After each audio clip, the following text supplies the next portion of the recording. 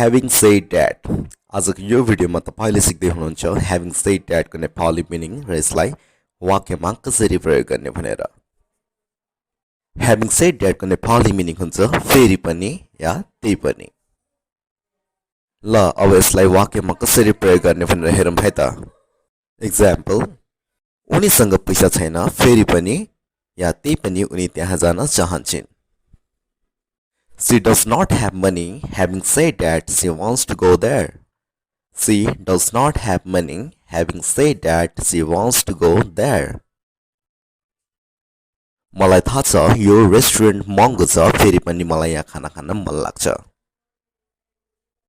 I know this restaurant is expensive, having said that I love eating food here. I know this restaurant is expensive, having said that I love eating food here. उनीसँग पैसा छैन फेरि पनि उनी यो किन्न चाहन्छन्। She does not have money, having said that she wants to buy it. She does not have money, having said that she wants to buy this. उनी बिरामी थिइन् फेरि पनि उनले काम गरिन्। She was sick, having said that she worked. She was sick, having said that she worked. उनीसँग पैसा थिएन त्यही पनि उनी त्यहाँ गइन्। She did not have money, having said that she went there. She did not have money, having said that she went there.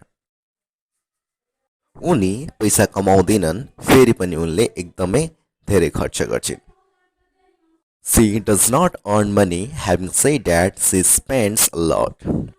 She does not earn money, having said that she spends a lot. र आजको हाम्रो अन्तिम example रहेको छ, म उनलाई मन पराउँदिन फेरि पनि उनी मसँग विवाह गर्न चाहन्छन्। I don't like her, having said that she wants to marry me. I don't like her, having said that she wants to marry me. So guys, आजको यो छोटो भिडियोमा यति नै। यदि भिडियो मन पर्यो भने भिडियोलाई लाइक, कमेन्ट एन्ड शेयर गर्न नभुल्नुहोला।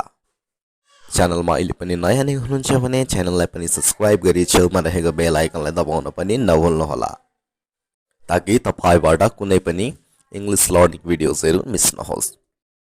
So guys, that's for today's video. I will meet you with an interesting English lesson too soon. Till then, take care and have fun. Thank you so much guys for watching this video.